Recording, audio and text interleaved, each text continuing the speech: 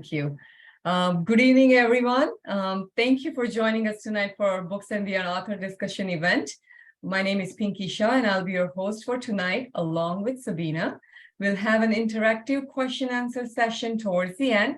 At that time, feel free to raise your hand to ask a question or type it in the chat, and we would gladly ask it for you. Just as a reminder, we'll be recording this event tonight. So tonight we'll be talking to Nathaniel Miller. His debut novel, Memoirs of Stockholm Sven, was published in 2021 and was #1 Indie Next Pick. It was listed for the Center for Fiction First Novel Prize and has been translated into multiple languages. He has written for the Virginia Quarterly Review, Orion, and newspapers in New Mexico, Colorado, Wisconsin, and Montana. He lives with his family on a farm in Vermont. Now, I would like to welcome him and thank you for taking some time out and joining us tonight. So welcome. Thank you. Thank you for having me. Yeah, absolutely. We can't wait to hear all about your experiences and what inspired you to write this beautiful book. But before we dive into the book, I'm very interested in learning about how you came to be a resident in the Arctic Circle expeditionary program, and how was your experience? Well, I'll try to keep it relatively brief, but I had and have a long-standing interest in the history of polar exploration and the polar regions in general. And the beginning years ago, when I first was given the book Endurance by Alfred Lansing by my mother, and I was probably too young to really process it adequately, but I loved it. And that started this long-standing interest and a collection of many books on the subject, some primary sources, some secondary history books, and some fiction as well. And so skip ahead about 20 years or so, and I was living in Montana, completing my MFA there at the University of Montana, and was starting to write fiction on that subject of the bad old days of polar exploration with the people stuck in the ships and the horror stories and the scurvy and the botulism and all that good stuff. And I was writing about John Franklin at the time. And I finished some work, some short fiction, and came up against a wall that I now know better, a wall that I'm intimately familiar with, which is my imagination has a certain limit. And I really can't write a place, and I'd also been doing a great deal of nature writing. And so that's my background, is writing about place, about the natural world, and people within it, of course. But when it comes to fiction, I don't think I can, and I think many writers have this problem, I can't write a place well without having seen it, and smelled it and heard it in all the senses. And so I knew that if I was going to continue on this path of more writing on the subject, I really needed to get to the polar regions. And to get there as a tourist was prohibitively expensive for me, and also would have been so limiting in terms of what I could see and do. And someone, I can't remember who, turned me on to this residency, an artist residency called the Arctic Circle, as you mentioned, which is still thriving, and they run 2 or 3 voyages a year now. And it's the only thing of its kind, really.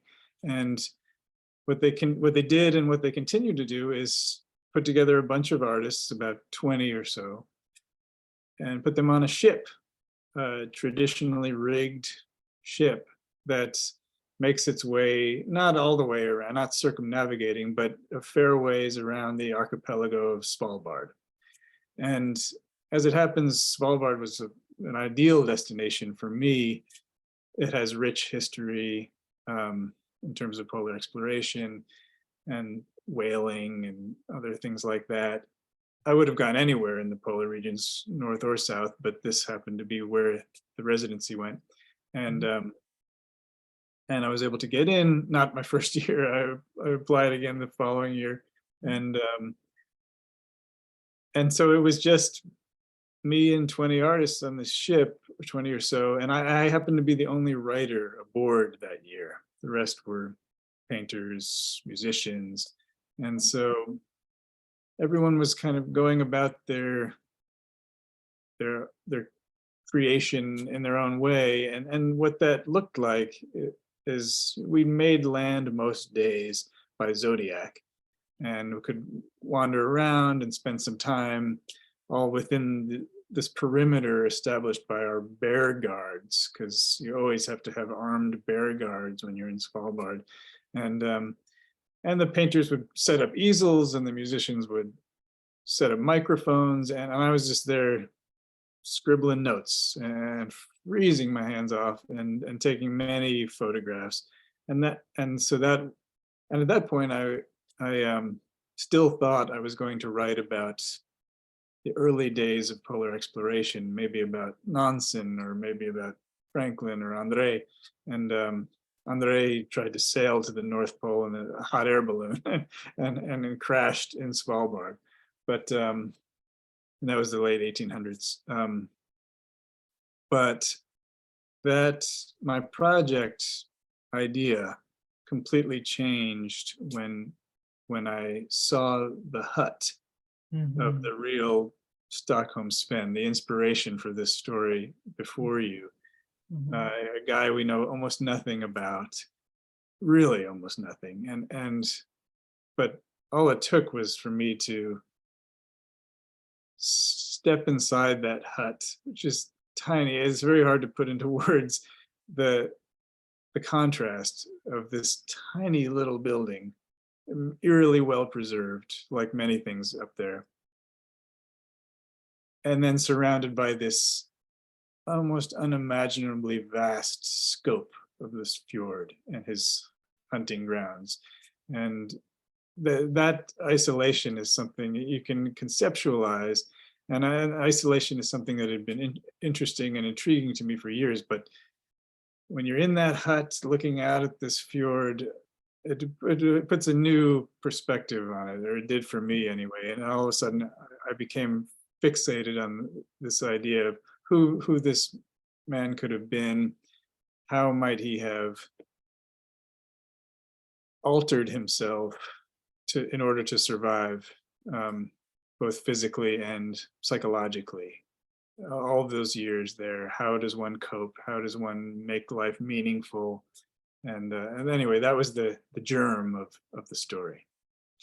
And obviously it sounds like during that time you got inspiration for this book. So can you share a little bit more about the research? Because in a way you said that this is, inspired by him, but then obviously it's so would you be able to kind of tell a little bit of fact versus fiction, or Sven is the only character that you learned and then rest is just your rich imagination to bring the story to life? Well, thank you for calling it a rich imagination. Oh, it sure is. Yes, so I'll tell you what I knew about Sven going into it, which is all I knew about Sven for the entirety of the writing process. It's that Sven was from Stockholm, of course, was horribly mutilated in an avalanche mining accident in Longyearbyen, as our character is, and then removed himself to Rodfjorden, where he built his hut and lived for the remainder of his years. And that was all I could find about Sven. So the rest, 99.9% of the book is, I mean, obviously there's historical things factored in terms of Siegfried Sassoon, things like that. But yeah, all the rest of the characters are purely fabricated from whole cloth. what was interesting to me and a little nerve-wracking, I suppose, is that during the research process, so I had, as I mentioned, many books about the polar regions, and that's where most of my research came into play, and also things that I knew embarrassingly little about, like the Finnish Civil War. And here I am trying to incorporate world events, and I'm thinking, okay, it's this year, we have these characters, what's relevant, what's essential, what ripples from large scale world events are going to be felt by our characters. And then I'd stumble upon major historical things that I knew too little about, like the Finnish Civil War, and I have to delve into research. But as far as Sven was concerned, the real guy, I knew that there was a book written in Swedish and then translated into Norwegian a year later. Came out in 50s or 40s, 50s by Arvid Moberg, and that mentioned Sven. Also, we have, as I think I say in the historical note at the end of the book, he's mentioned in a very famous book about Svalbard by Christiana Ritter, who never actually met him, but he was sort of a famous character, even though he doesn't actually, he's never seen on the pages of Ritter's wonderful book, A Woman of the Polar Night. So there's this other book, and I could not get a hold of it. And there were a few copies at libraries in Norway and Sweden, and I couldn't get a copy, let alone a translation. And it was only after the book was written and published and out in the world that this very kindly bookseller in Norway not only agreed to send me the book, but translated the relevant passages. Wow. And at that point, long after the book was written, I learned a little bit more about the real guy. And I had a moment of panic, like, I instantly saw how early on the real guy and our Sven diverge in their lives and their paths. And I thought, oh, if I had known this, maybe I would have tried to work it in. But of course, it would never have worked. I would have twisted myself into a pretzel trying to make these tidbits from his life fit into the narrative, and it would have derailed it completely. For example, aside from some goofy little things like he was actually a plumber in Stockholm, not a mill worker. That's whatever. I could have worked with that. But as it turns out, he was actually a very sociable guy, and he didn't really remove himself to this fjord indefinitely. He came back and forth to Longyearbyen all the time. He was well loved in Longyearbyen, so much so that he was described as a bit of a lad. That was just something I was not familiar with. I had to ask some British friends explain that one to me. A bit of a lad. It was not good. Not our character. And also when he died, and he died fairly young, relatively young. The book would have had to be considerably shorter. He was so well loved that Longyearbyen held the largest funeral procession that had ever been seen there up until then. And we can put this into scale. It might have been 20 people, but even so, he was, he was kind of a man about town, not our reclusive Sven as we know it. So how long did it take? Because it sounds like a very detailed research. How long your book it took for you from writing to finishing and publishing, basically?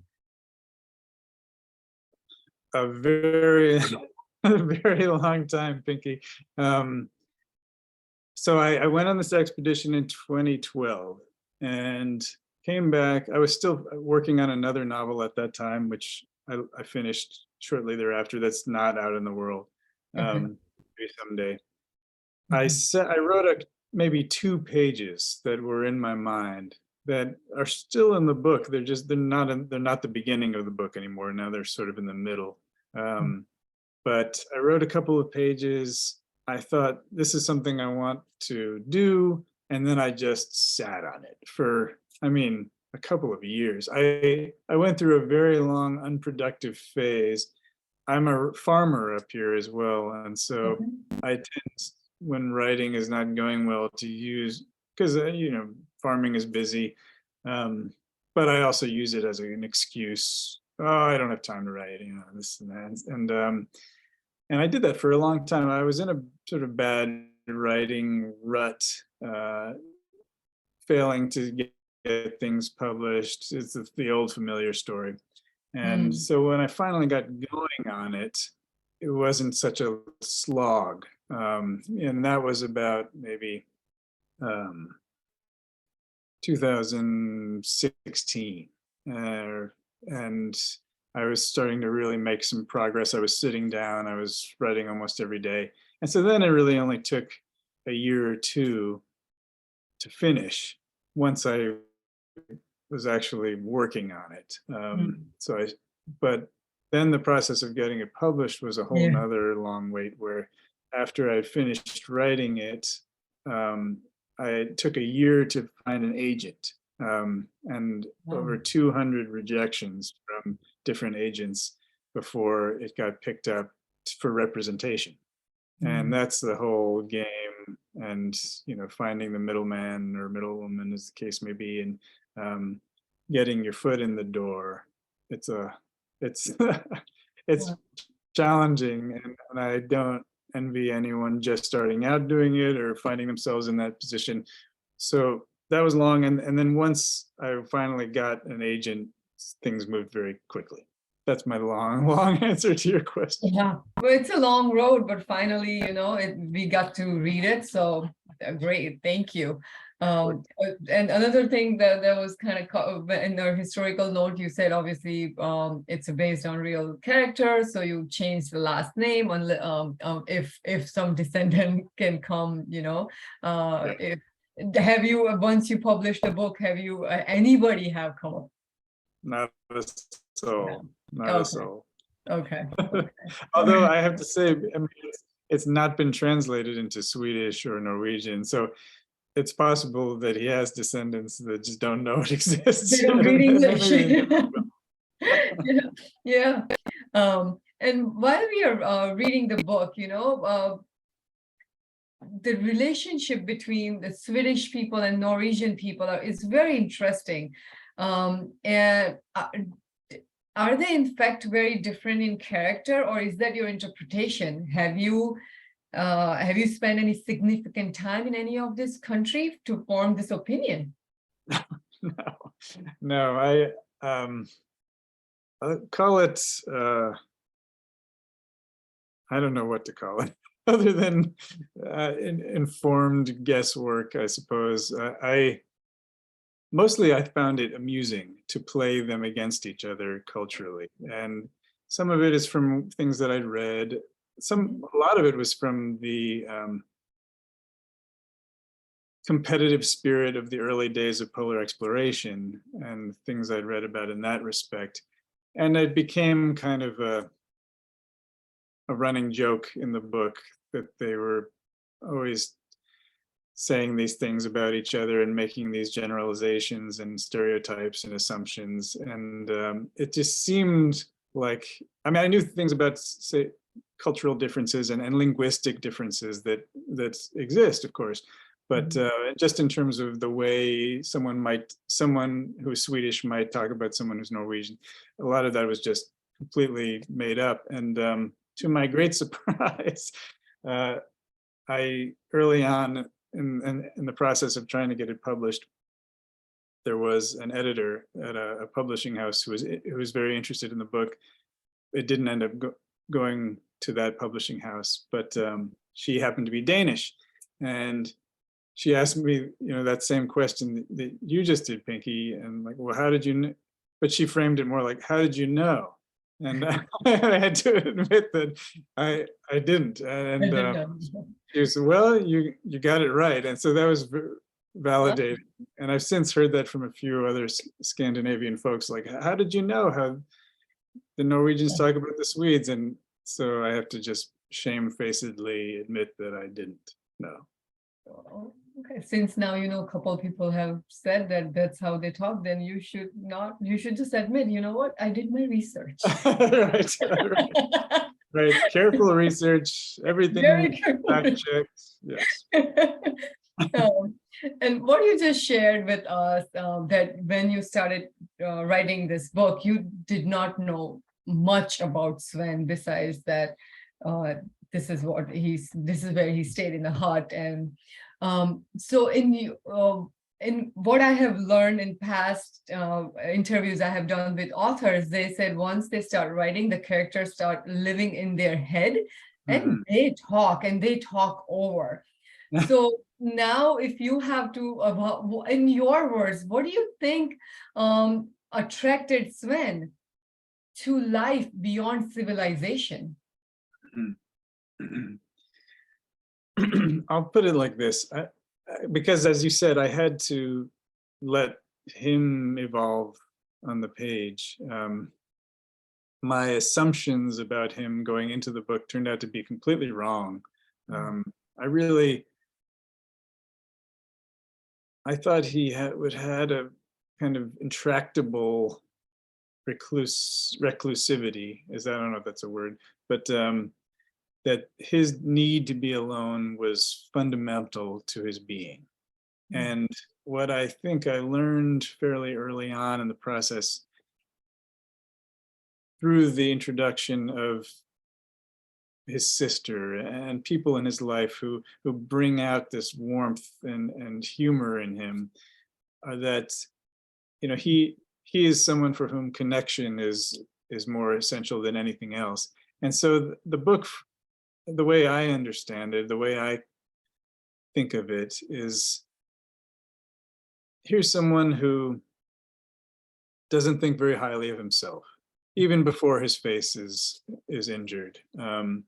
In some ways, the mutilation of his face is just fulfilling a self-fulfilling prophecy from his early days of thinking he's not worthy of attention or anything else. So his desire to get away, even though the book begins when he's in his 30s, I can't say that a lot of people I know, particularly men in their early 30s, have very well developed prefrontal cortexes, and we don't know what we want to do. And I think in many ways his desire to isolate himself is kind of a preformed, almost a juvenile desire. He's not striking out for glory. I mean, he's disabused and disillusioned of those notions very early on, but he does, I think that desire to be alone indefinitely. I mean,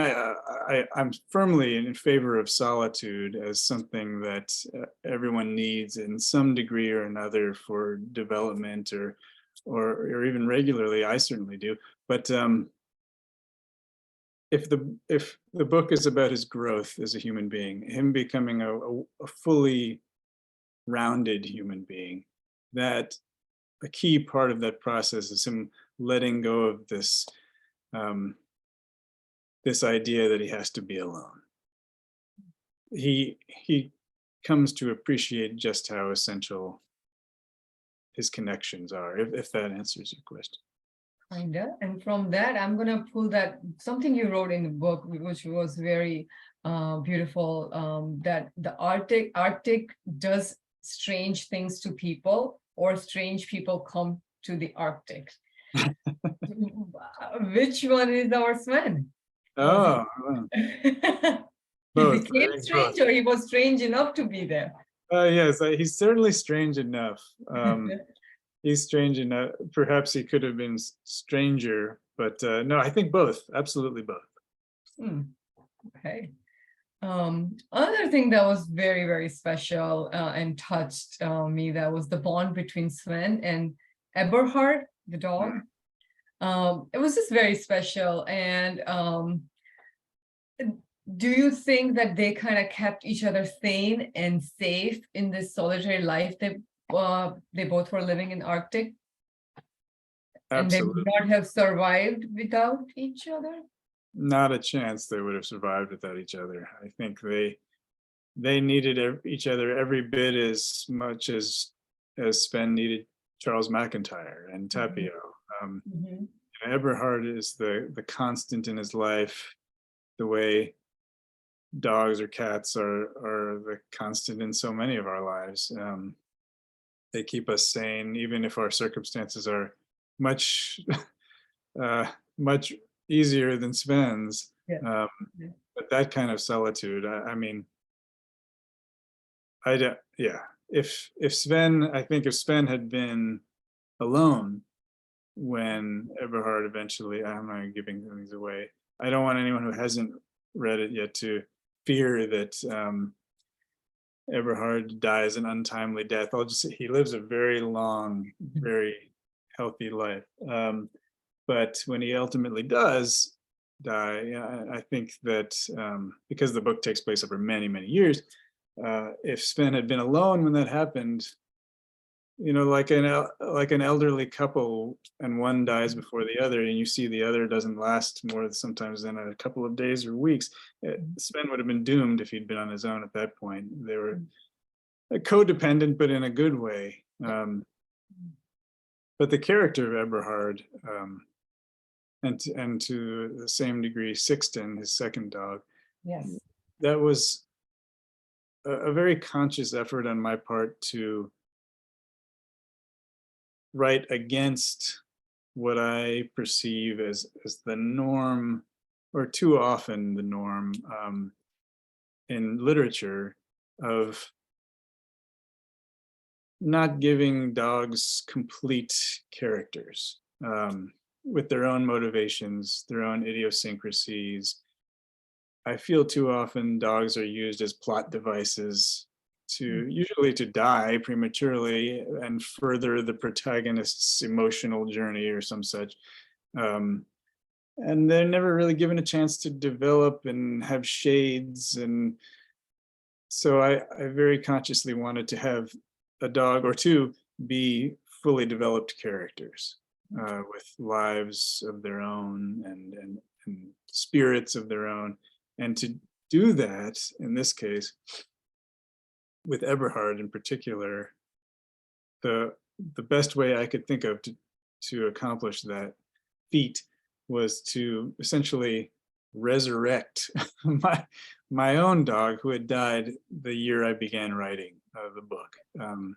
And I thought at first I was hesitant about that, and was it going to be too painful to spend so much time with his memory and writing him? Because I get that dog, Eberhard, is my dog. And in almost every respect, every idiosyncrasy, every look. Um, and but as it turned out, it wasn't cathartic, but it was healing for me to Mhm, spend so much time mhm, with him and the writing and in his memory. Another layer is, since it came out, the book, talking to folks like yourselves who connect with the dog, with Eberhard or Sixten or both, and I feel like he's living on yes. uh, Yes. that way. So Yeah. that's kind of been a lovely side Yeah. effect. Yeah. No, it was definitely beautiful. Another thing, when I was reading, I should have written the chapter, but I have not. But it was more about the time when he mentions that I don't have a watch or a clock, and just by the feeling, I think it's 3 o'clock. So he just kind of gives you the idea that there is no sense of time where he is. And when you are living in wilderness and not bound by so-called time set by society, do you think that gives you a greater sense of freedom? I personally do. I can't say I've had a great deal of experience with that. I've lived in some pretty lonely places, but always connected with some kind of job. Ranch work in the middle of nowhere in Wyoming, that type of thing. Um, Mhm. I feel like I got close to that feeling that I tried to describe. Um, Also in terms of when Sven talks about experiencing time geologically, um, feeling more like a stone, everything's slowing down.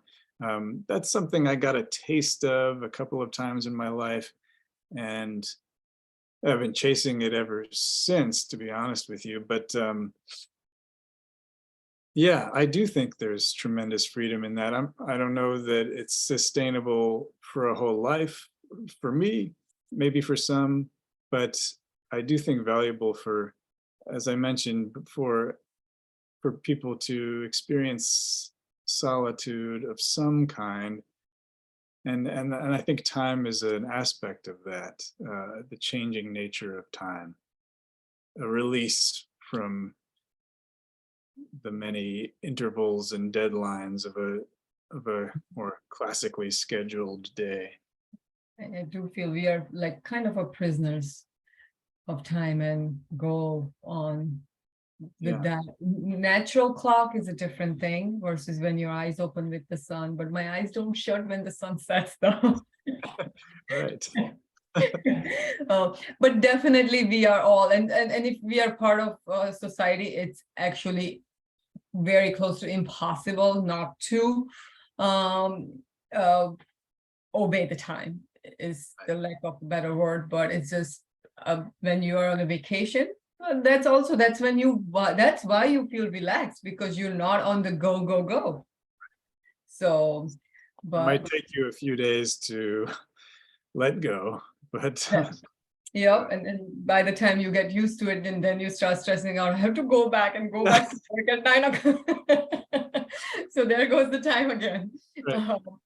But but another relationship was again very beautiful. The is between Sven and Helga, and the trust they had between them was very deep. Like they understood each other's need without verbalizing it. Um, do you think that made Helga's decision to leave school with him a little more easier, or why do you think that was the decision and not have school go back to her mother? Why do you think that was the decision from Helga's part? Well, certainly there is great trust there. Um, I don't necessarily feel that Helga is that you're going to find much rational explanation in her decisions at that time, other than that she knew intimately that she was not a safe, reliable parent. So she felt, and I think maybe she's halfway convinced Sven that she needed to absent herself. Um, Now, in terms of leaving school with Sven or bringing her back to Olga, I think that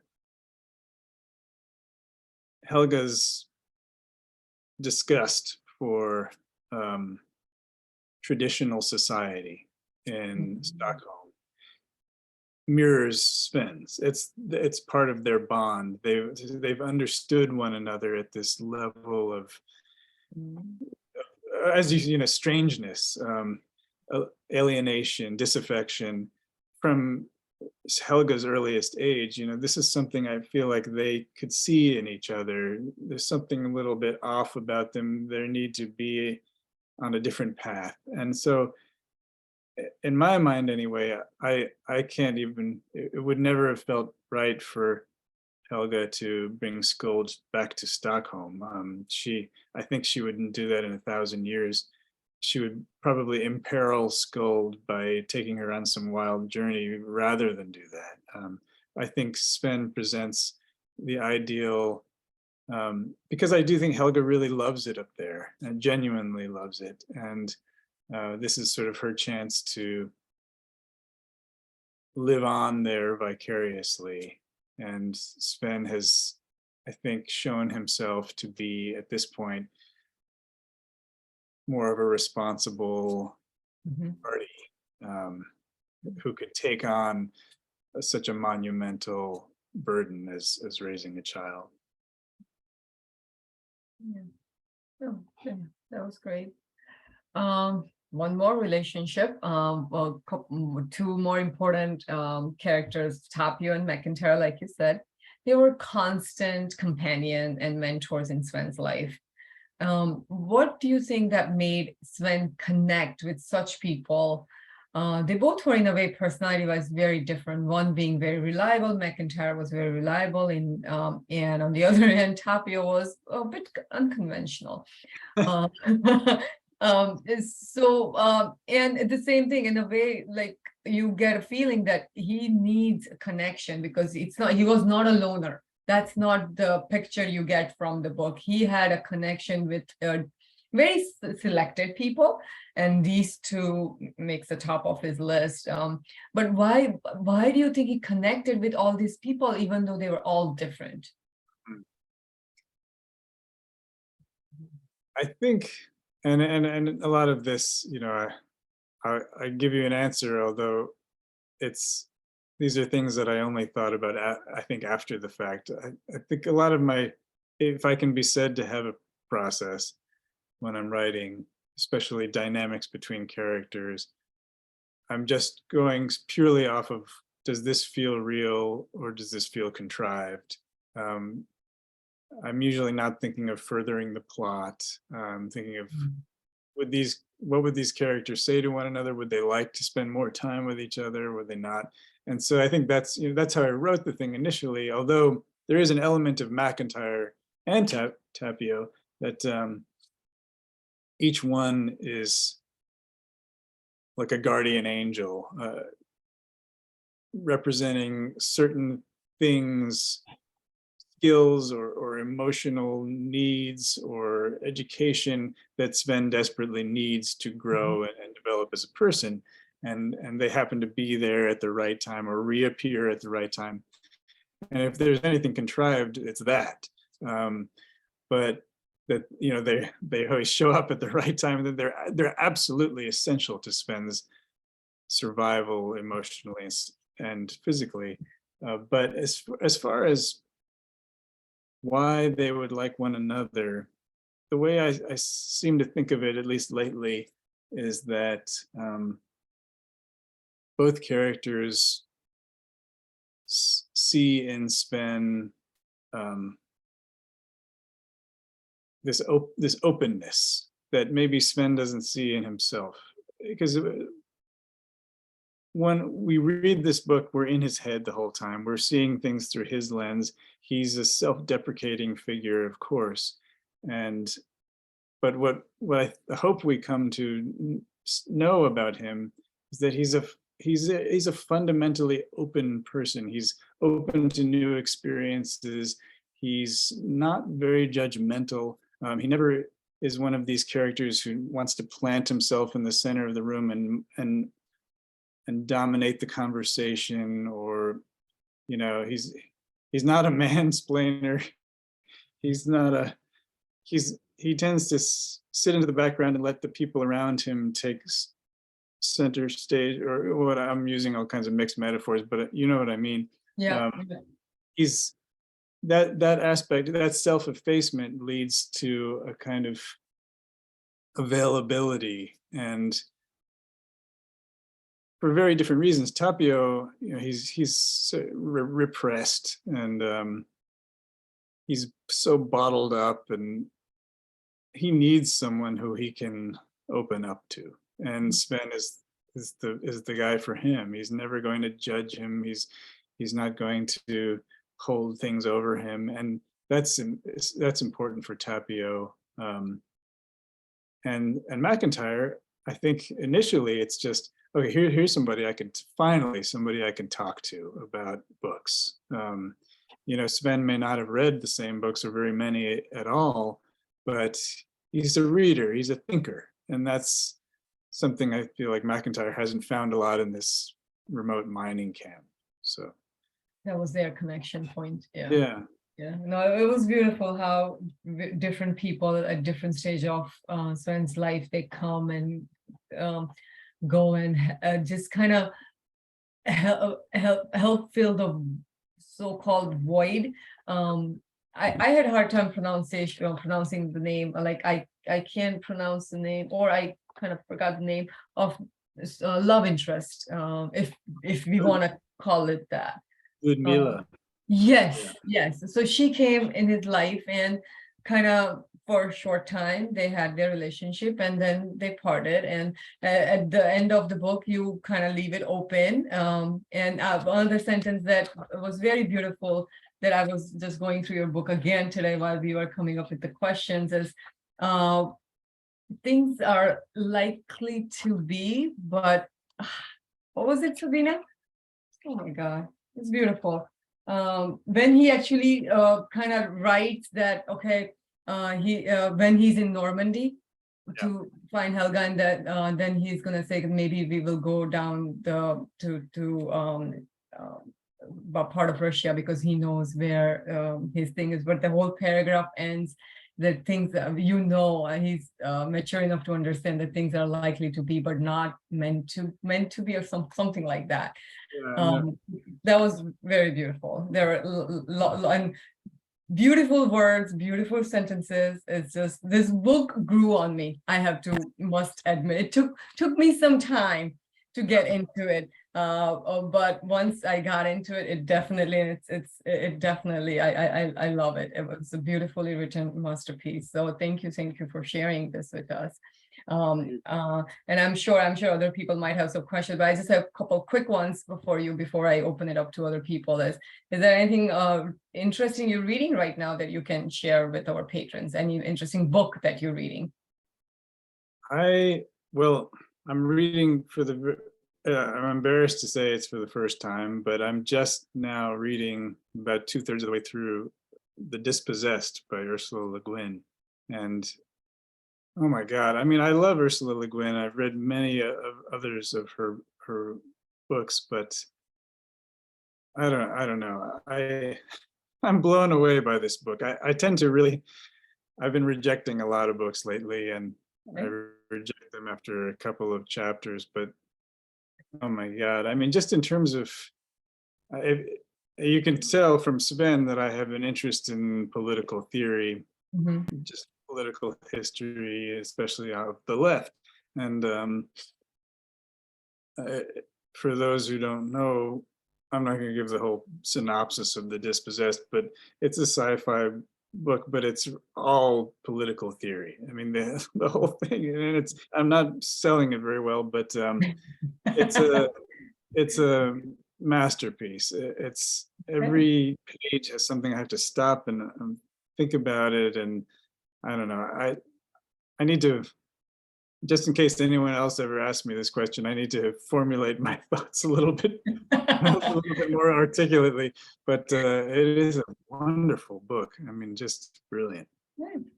Okay, I have to see if we have it in our collection. If not, we have it. Okay, all right, great, we do. Sabina buys and catalogs the books, so she kind of has a catalog in her head sometimes. And you briefly mentioned that you were writing one book which has not seen the, it's not out in the world. Are you planning to publish this? Is there anything else in making for us to read in future? I would love for that first novel to come out at some point. It's the hesitation on the part of people who know better than me is that it's like a very short, very grim. It's sort of the anti-Sven in a way. It's so people who might be just starting, might be curious to read my work because of Sven, might pick this other thing up and think, oh my God, what have I done? Get this book away from me. And so, maybe somewhere down the line. But the one that I just finished writing this winter and going out to on submission very shortly is much more in line, just in terms of the pace and the emotional dynamics of Sven. And so I think if that sees the light of day, I'm crossing my fingers, then the Sven readers will find something to enjoy in that. It's about, I did not think I was going to be writing about a cold place again. I really didn't. I wanted to write about a warm place, but it's about Iceland. So there you have it. Okay, all right. And like Sven's character also partially makes it to the Iceland, and they settle in Vic and spend 4 years. Have you been there for you to put all these different places? Have you been all these places? No, well, I have not been to Normandy. I've been to Brittany.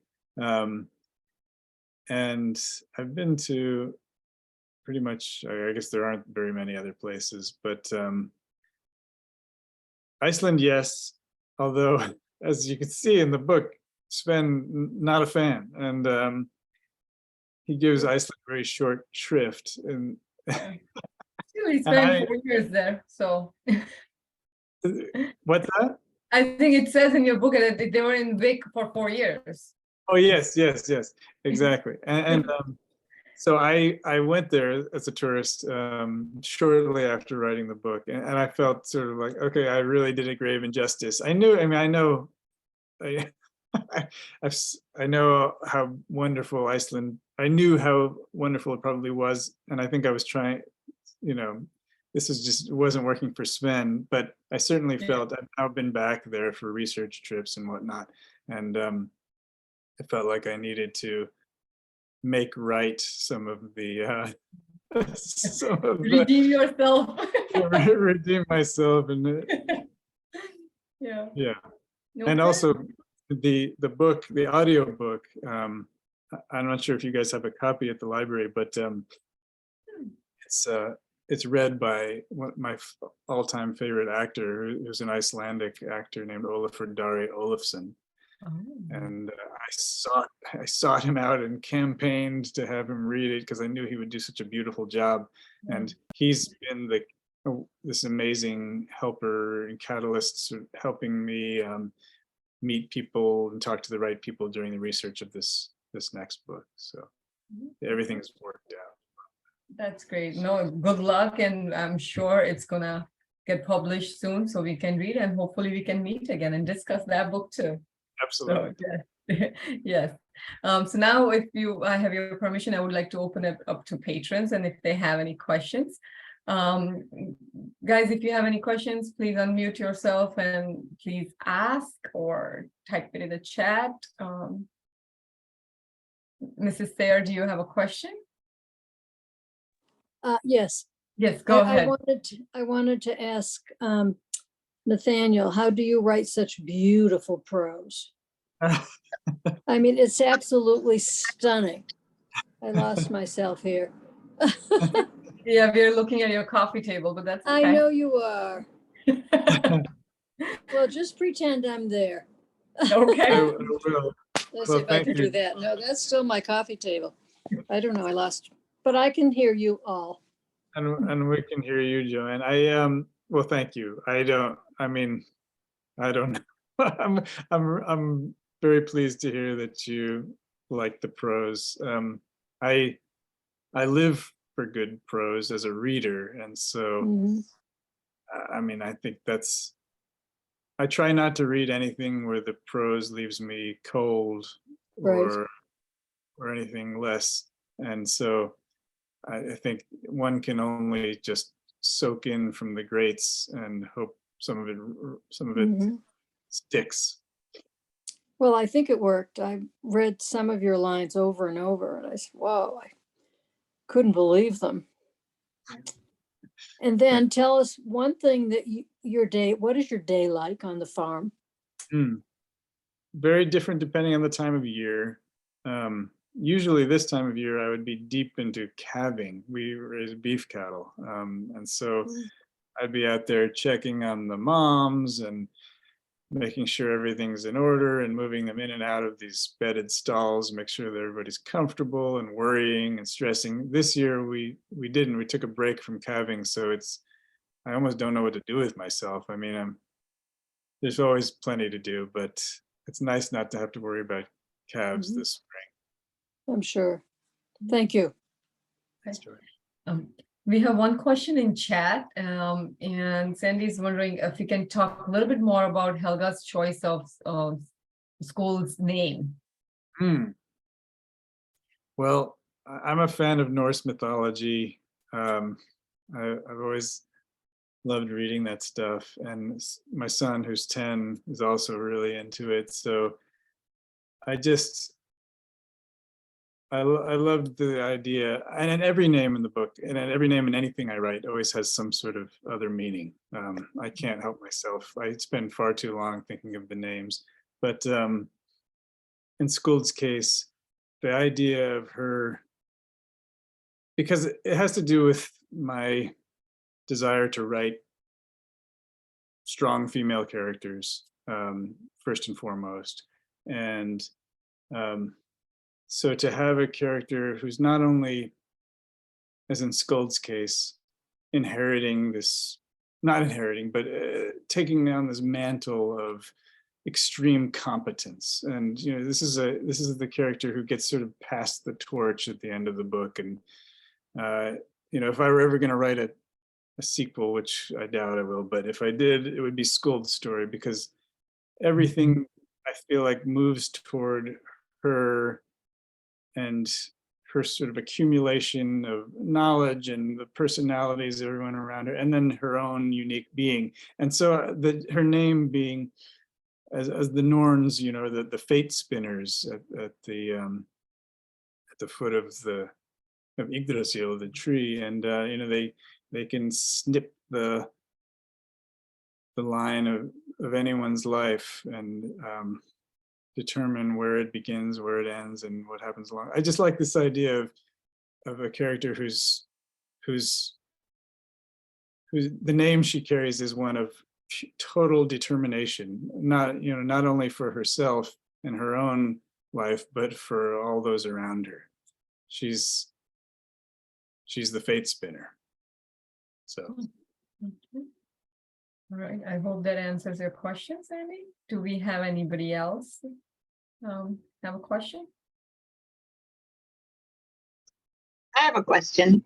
This is Jeff. Hi. I was wondering if you are in any of the characters that you write about in the book,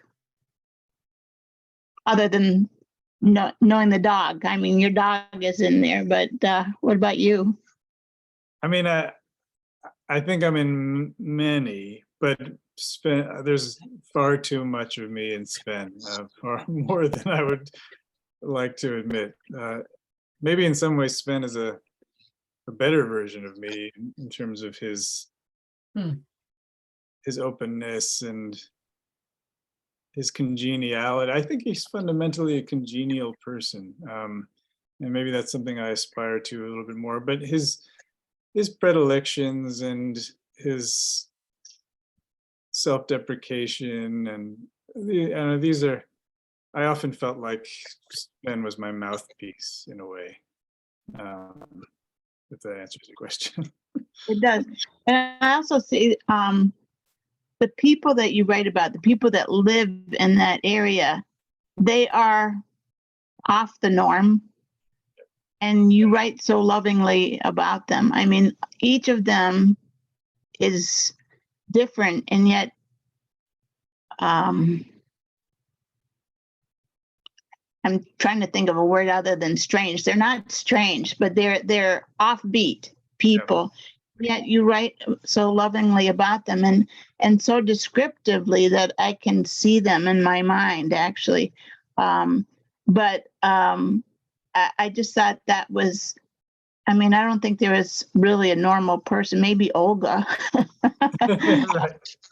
was the only quote unquote normal person there. And yet they're so lovingly portrayed that I wanted to be friends with them. I guess it's, that they were not people that you would not sit with at lunch or something like that. They were people that when you got to know them, you would love them. So I like that about your book. Thank you, Jackie. I mean, I think that I couldn't keep myself interested writing very mainstream characters with more mainstream problems. I leave that to better writers than me.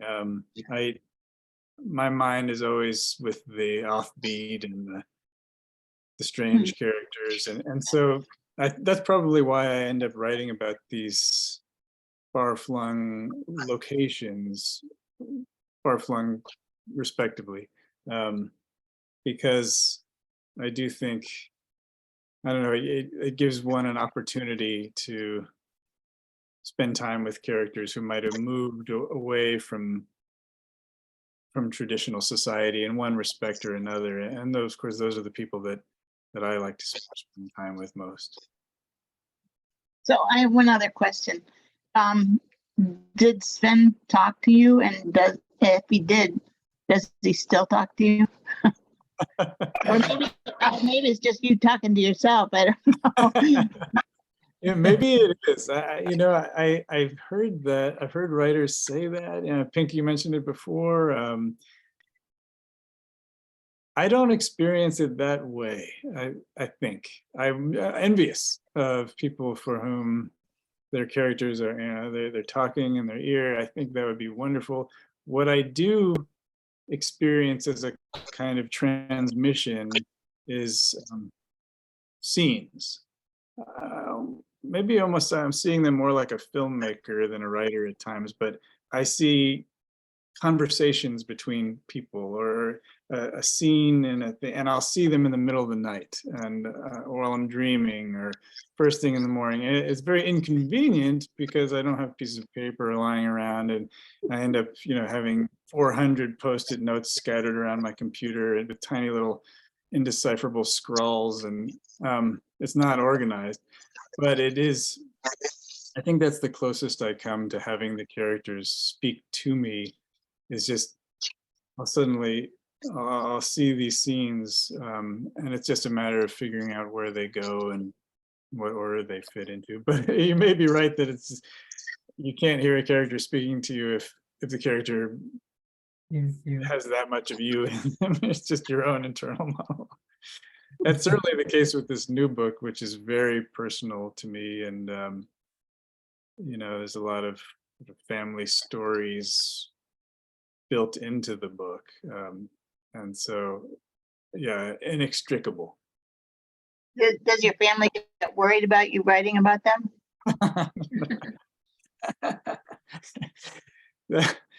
I don't think so. I'm lucky enough not to have a family with a lot of really spicy drama. So I don't think anyone's really worried that I'm gonna, tell the family story in a book. They're probably more wondering, like, how does he come up with anything interesting to write? His life was too stable. So I don't think they're worried about it. My parents and my family, they're very supportive. They're probably my biggest fans. I have one more question, actually. And this is it, really. So, do you think you're going to write a science fiction book? Jackie, that is a really good and hard question, because I just have been thinking about this the last 2 days, and I'm trying to, I love good science. I hate bad science fiction, but and so there's just a lot of bad stuff out there. But God, to do it well, I'm very tempted to try. I tried my hands earlier when I was first starting this new novel. I was writing something else first, after Sven, and it was one of these post-apocalyptic type things, not sci-fi. And I just felt like I'm doing this badly, and also everybody is writing a post-apocalyptic dystopian thing right now, and forget it. What do I have to contribute to this genre? But sci-fi, when done well, yeah, I mean, I'd have to have a really good idea, and so far I don't, but I'm very tempted to try, Jackie, so I wouldn't rule it out. I mean, I love the idea. Yeah, I would look forward to it. That is a genre that I really like too. A lot of people don't. It's interesting, but if it's done well, it's really, really good. Yeah, I agree. I wish more people would read sci-fi by female writers, like Le Guin, just because I think part of the problem, like for example, I just read Dune for the very first time in the last year, and there's some wonderful stuff in it, and imagery and everything else, but also just, oh my God, the depictions of women were horrible and retrograde and so just mired in these kind of old stereotypes and like demeaning, and that's depressing. And so yeah, there's so many of the like the sci-fi that people go, so much of the sci-fi that people go to just in our in the canon in the last 100 years is written by men, and it has these certain male things that are we could do better than that. Right, right. Yep. Well, I would look forward to if you do that. So, Thank you, Jackie, for all your questions. Donna, were you in line for a question? Yeah, I just want to thank you for writing about someone sort of described as a curmudgeon and having them not be like a paper cutout of a curmudgeon and have some depth to him, and a lot of relationships, way more than I anticipated in the book, that were meaningful. And I was surprised when he ended up with a love interest. I'm wondering, at what point when you were writing the story did you know he was going to have a love interest? Very late. That was not in my original thought. And of course, the book changed many times as I was writing it. There were a few things that I knew would come to be. I knew Helga was going to come up there, and I knew that she or they were going to have to leave in a hurry. But as far as Sven having a love interest, that kind of just happened as I was spending time in my mind in Pyramidin, where it does happen in the book, and just thinking maybe not in so coherent a sequence of thoughts, but feeling that we've gotten to the point in the story and in Sven's development where I think he's ready. I think he's ready to be open, ready to be vulnerable with somebody else, and also that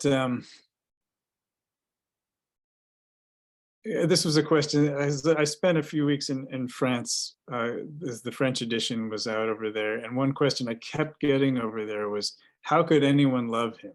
And they were really hung up on his appearance. And of course, you're tempted to give trite answers like, well, there's more to this than somebody's appearance. There's what's inside. How about that for an original idea, or pheromones at least? But I do think so much of how Sven sees himself and describes himself, and just in terms of his physical appearance, is his projection of how he feels about himself. And so I think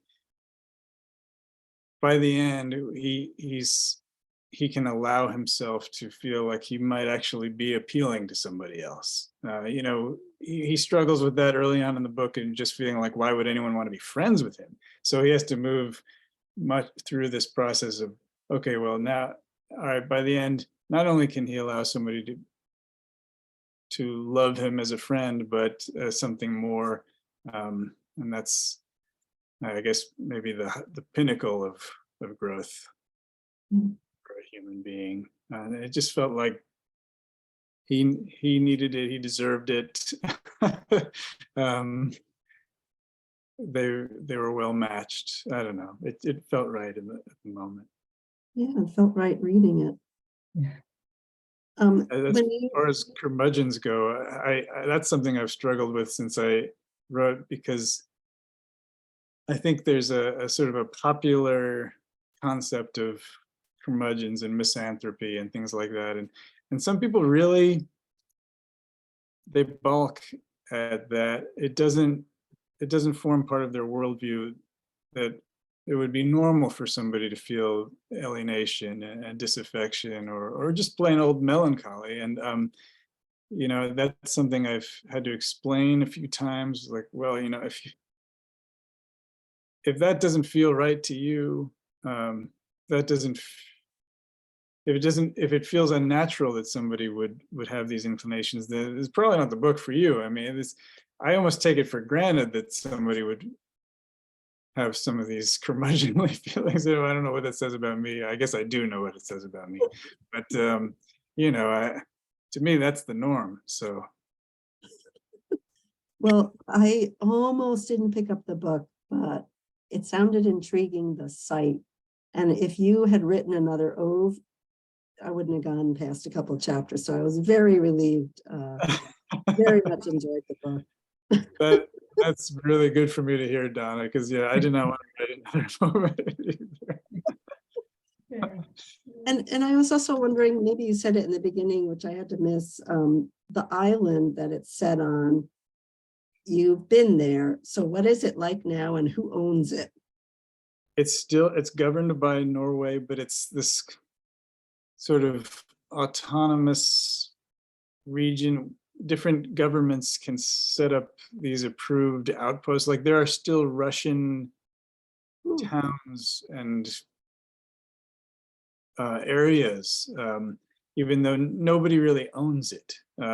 It's similar to Antarctica in that way, except that it is governed by Norway. They have a governor there, and there are certain laws that pertain. But it's a fascinating place. There's more polar bears than people, although I've since heard recently that, well, since I was there 10 years ago, it's just blown up in terms of tourism.